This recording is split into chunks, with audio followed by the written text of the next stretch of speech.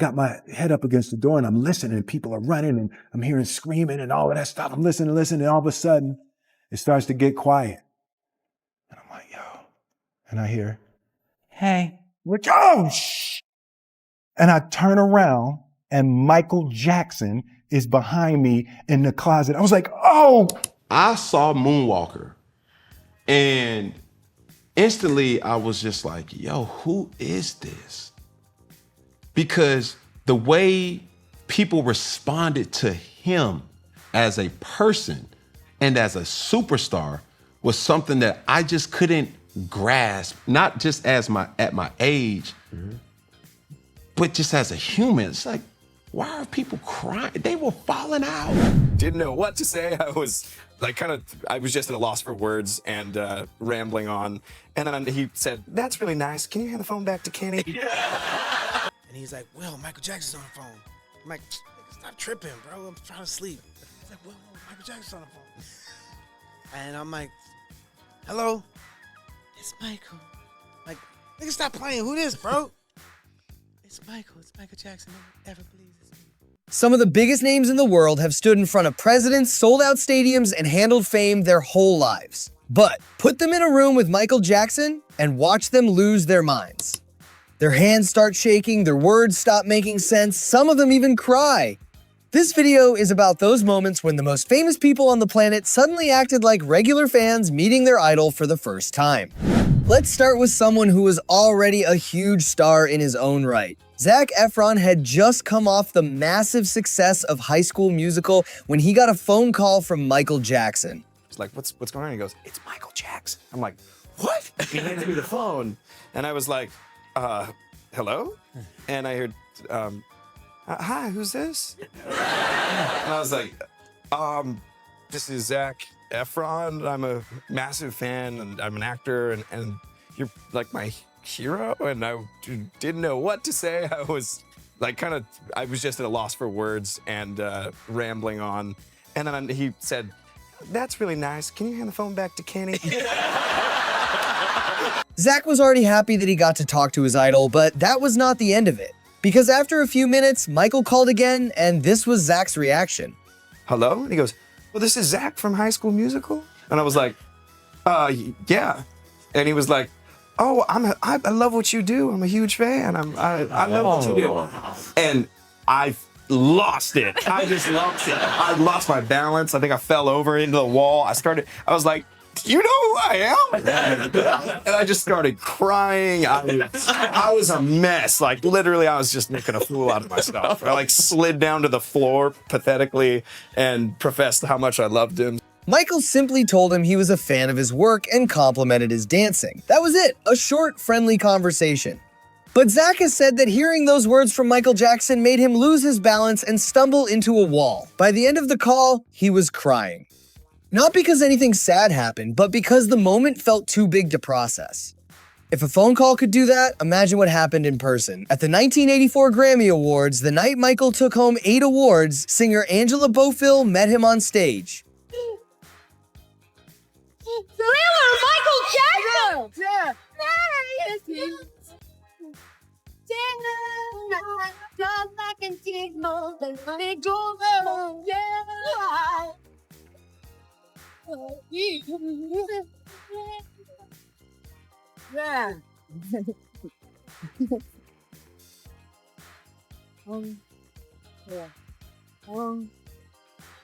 Michael leaned in and kissed her on the cheek. Cameras caught her reaction live, and she was visibly hyperventilating while trying to hold back tears at the same time. It wasn't scripted or planned.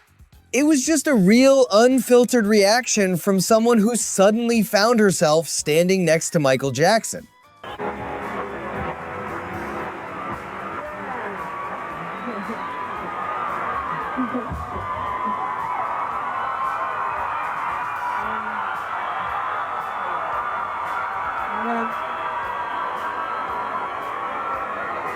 Thank you very much. I'm deeply moved again to win this award. I'd like to thank Quincy Jones, who's a wonderful producer. Michael's effect on people wasn't limited to entertainers. It reached all the way to royalty. In 1988, during his bad tour stop in London, Princess Diana attended one of his shows. She didn't break down or panic, but people around her noticed how excited she looked just to be near him. At one point, she leaned over and asked if he would be performing his song Dirty Diana because it happened to be one of her favorites. A princess, quietly hoping to hear a specific song, the same way any fan would.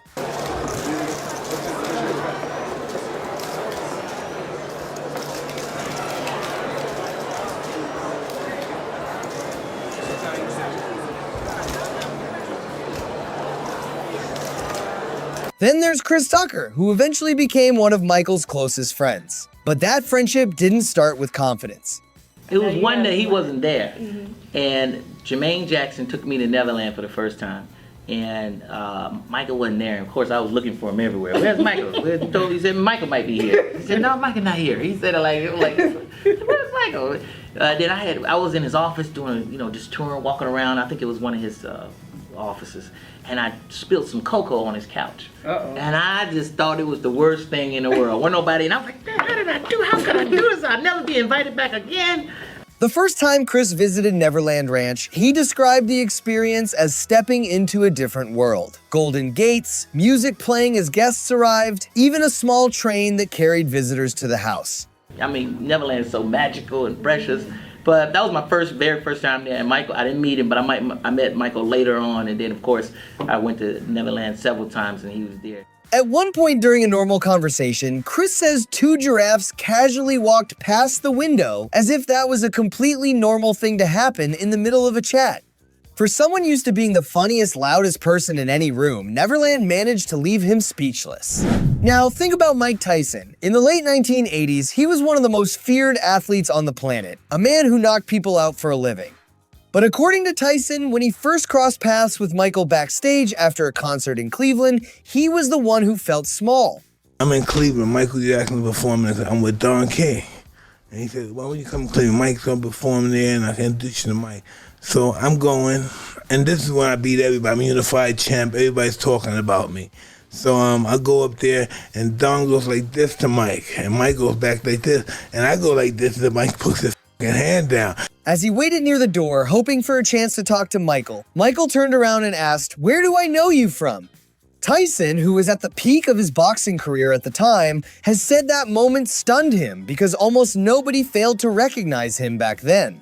But I see Michael, he's where this nigga is, and the door's open, so he's waiting for a car to pick him up. And so while everybody's going all crazy about me, I see Michael just at the door, just like him. And I said, let me just go say hi to Mike.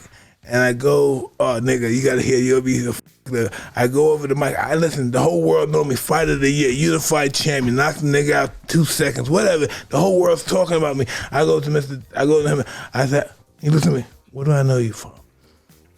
Damn. I said, oh, you're so beautiful, sir. I just wanted to shake your hand. that just blew my fucking mind. He just played me like a mother. Hey, where do I know you from? Will Smith's story might be the most relatable one of all. At the height of his own fame, he once found himself standing right next to Michael Jackson backstage. In his head, he had a whole list of questions ready. He wanted to ask about the glove, about his brother Tito, about the moonwalk. I'm like, yo, I'm about to go this whole award show and I'm not gonna meet my idol. I was like, I gotta meet Mike. So they call me and they take me back and I'm about to present my award and I see him and he's across the room. And I was like, a path. And I was like, oh, I'm about to meet Mike. I'm about to meet Mike. And then all of a sudden you see the crowd start to go into a little bit of a frenzy. And my security comes over and they grab me like, we gotta move. And I'm like, no, but I gotta meet Mike. They were like, Sir, we gotta move now. But when the moment actually came, Will froze completely. Michael simply looked at him, said, "Bye, Will, see you around," and walked off. Will Smith has said that was the only time he ever met Michael Jackson, and he never got to ask a single question on his list. I'm standing there and I got my head up against the door and I'm listening and people are running and I'm hearing screaming and all of that stuff. I'm listening and all of a sudden it starts to get quiet. And I'm like, yo, and I hear, hey, which, oh, shh. And I turn around and Michael Jackson is behind me in the closet. I was like, oh, Mike? He's like, hey, how you doing? Oh, what? Hey, what's up, man? What do you think's going on out there? Sugar and them tripping. I don't think I've read that one. So I got Michael Jackson, like captive audience, all to myself. I'm like, all the questions I could have asked, everything I could have said. What's the glove made out of? What's Tito like? Can you moonwalk forward? Is Annie okay? All that stuff. Not every star needed a face-to-face meeting to be affected by Michael. Lady Gaga has openly talked about how much of an influence he was on her from the moment she started her career. Let me ask you this. So you have put your money, because you have a lot of money, in you bought Michael Jackson's memorabilia and clothing, right? I did buy a... Like, what did you buy? Well, you know, I heard that they were auctioning off his tour clothes, and these are my most prized possessions. She has said she never stopped admiring him, even during periods when he faced heavy media criticism. Over the years, she has spent large amounts of money collecting his personal belongings and stage outfits, saying she wanted to preserve pieces of his legacy rather than see them scattered or lost. Also had a habit of making other celebrities feel like they were the ones who should be grateful just to work with him. When he appeared alongside Beyoncé for a charity project, she thanked him for taking part, and he responded by saying how honored he felt to even be part of it. Michael Jackson has sold over 750 million records during his lifetime. He's also given over $300 million to charity in his lifetime. This is exactly why we call Michael Jackson the king of pop. If it wasn't for Michael Jackson, I would never have ever performed. It was a small exchange, but it showed how Michael carried himself, calm, humble in tone, yet still somehow making the moment feel bigger than it was. I love you. And God has answered my prayers. 25 years later, Thriller has become the biggest selling album of all time, with 104 million sold. I thank God and you for the success. Some celebrities handle their nerves by trying to act completely normal, and it didn't always work. Eddie Murphy once found himself pulled into an awkward onstage moment with Michael, and rather than letting it go, he brought it up again later when he hosted another award show where Michael won. Because his album Bad is the first ever to generate 5 #1 singles, because it has been number one bestseller in record-breaking 25 countries around the world, and because it's been the largest international seller in each of the last 2 years, the American Music Award of Achievement is presented to Michael Jackson January 30th, 1989. The joke became something of a running gag between them, showing that even lighthearted teasing was part of how people around Michael tried to process how unusual it felt to share a stage with him. First, I'd like to thank... Could you lift that up, please? I can't. Eddie, I need your help. It ain't working. Okay. Go like bend down. First, I'd like to thank... He said, Eddie, pull it up like I was working for him or something.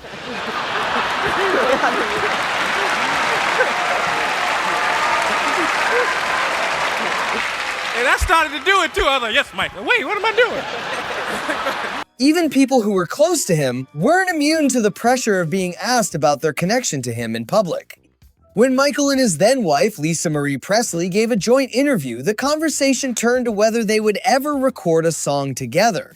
Lisa Marie said no, quickly and firmly, adding that singing had nothing to do with why she married him. Her tone in that moment showed just how sensitive the subject was, even within their own relationship. Going to sing together? No. I would love to sing with you. Would you like to sing with me? You don't sing? I don't sing. I did sing, but that's not why I married Michael. I don't need that. That's ridiculous. If I wanted it, I mean, I'm not going to marry someone for a recording career, just to clear that up as well. What? Stop. It wasn't only celebrities who reacted this way. Ordinary fans experienced the same overwhelming emotions around him. In one widely shared moment, a fan ran up to Michael in tears and asked him to marry her right there on the spot. Okay. Michael, will you marry me? What? Love you. What did she say? You married her. Oh. I think he just said yes, Michael. Instead of brushing her off, Michael calmly played along with the moment, and it looked, at least briefly, like he had agreed. The clip has been shared for years because it captures exactly how much emotion Michael could pull out of a single, unplanned encounter.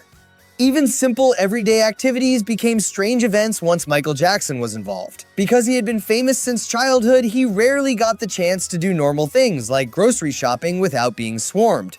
At one point, people close to him arranged for an empty supermarket so he could finally experience shopping like anyone else. I said on one of my interviews, it's my dream to go in a supermarket and just shop and be like everybody else and put things in a basket, because I can't do it. Because when I try to do it, people crowd around you, they want autographs and they want you to sign things and take pictures. In a similar spirit, footage exists of him walking through an extremely expensive store in Las Vegas and picking out items the way someone might grab snacks off a shelf. Without hesitation, simply because he could. Bought that? You bought that? The globe? Yeah. Right. Why do you go upstairs? We're taking you upstairs. Hi. So why did Michael Jackson have this effect on people who were already famous themselves? Part of it was the sheer scale of his career, the record sales, the sold-out tours, the way his music reached almost every corner of the world. But part of it was also his presence in the moment. He was often calm, soft-spoken, and unpredictable at the same time, which made people unsure of how to react. Whether someone broke down crying, went completely silent, or tried and failed to act casual, the pattern was the same.